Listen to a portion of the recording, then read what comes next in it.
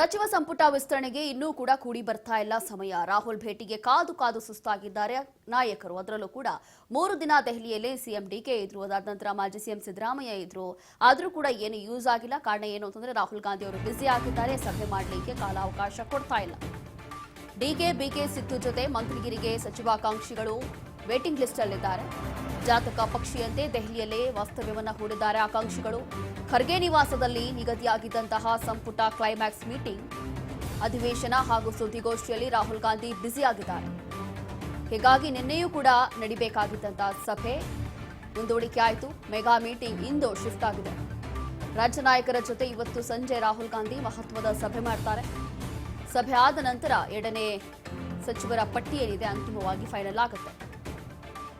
ಇವತ್ತು ಕೂಡ ಏನಾದರೂ ಸದನದಲ್ಲಿ ಕೋಲಾಹಲ ಆಯಿತು ಅಥವಾ ಅದರಲ್ಲೇ ಏನಾದರೂ ಬ್ಯುಸಿ ಆಯಿತು ಅಂತಂದ್ರೆ ಮತ್ತೊಮ್ಮೆ ಇಲ್ಲಿ ಸಭೆ ಮುಂದೂಡಿಕೆ ಆಗುವಂತ ಎಲ್ಲಾ ಸಾಧ್ಯತೆಗಳು ಇದೆ.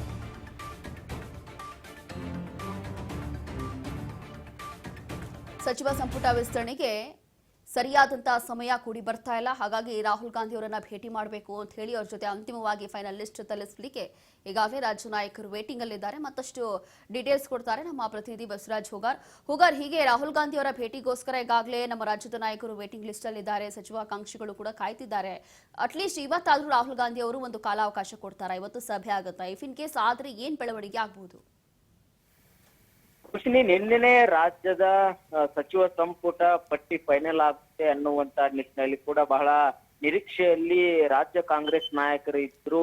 ರಾಹುಲ್ ಗಾಂಧಿ ಅವರ ಜೊತೆ ಸಭೆ ಕೂಡ ನಡೆಯಬೇಕಾಗಿತ್ತು. ಆದ್ರೆ ಸಂಸತ್ನ ಕಲಾಪದಲ್ಲಿ ಒಂದು ಬ್ಯುಸಿ ಆಗಿರ್ತಕ್ಕಂಥ ರಾಹುಲ್ ಗಾಂಧಿ ಅವರು ರಾಜ್ಯ ನಾಯಕರ ಜೊತೆ ಸಭೆಗೆ ಕೂಡ ಸಮಯವನ್ನ ಕೊಡ್ಲಿಲ್ಲ ಅನ್ನುವಂಥದ್ದು. ಹಾಗಾಗಿ ನಿನ್ನೆ ನಡೆಯಬೇಕಾಗಿದ್ದ ಸಭೆ ಕೂಡ ವಿಳಂಬ ಕೂಡ ಆಗಿರ್ತಕ್ಕಂಥದ್ದು.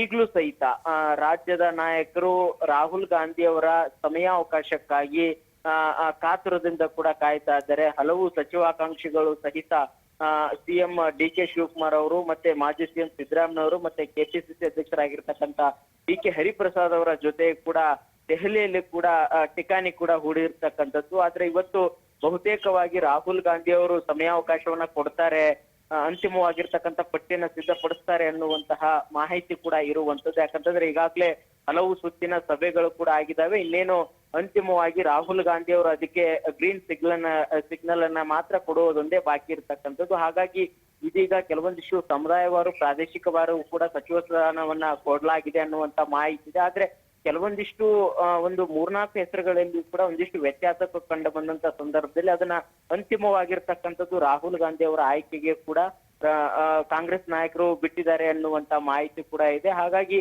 ರಾಹುಲ್ ಗಾಂಧಿ ಅವರ ಜೊತೆ ಚರ್ಚೆ ನಡೆದ ಬಳಿಕವೇ ಅಂತಿಮ ಪಟ್ಟಿ ಕೂಡ ಬಿಡುಗಡೆ ಆಗ್ಲಿದೆ. ಈಗಾಗಲೇ ನೂತನ ಸಚಿವರಿಗೆ ಒಂದು ಪ್ರಮಾಣವಚನ ಸ್ವೀಕಾರ ಕಾರ್ಯಕ್ರಮ ಕೂಡ ಸಕಲ ಸಿದ್ಧತೆ ಕೂಡ ಈಗಾಗಲೇ ಲೋಕಭವನದಲ್ಲಿ ಕೂಡ ನಡೆದಿರ್ತಕ್ಕಂಥದ್ದು. ಹಾಗಾಗಿ ಅಲ್ಲಿ ಪಟ್ಟಿ ಫೈನಲ್ ಆದ ತಕ್ಷಣವೇ ಇಲ್ಲಿ ಕೂಡ ಪ್ರಮಾಣವಚನ ಕಾರ್ಯಕ್ರಮ ಕೂಡ ಸಿದ್ಧತೆ ಕೂಡ ಮಾಡ್ಕೊಳ್ಳಾಗ್ತಾ ಇದೆ.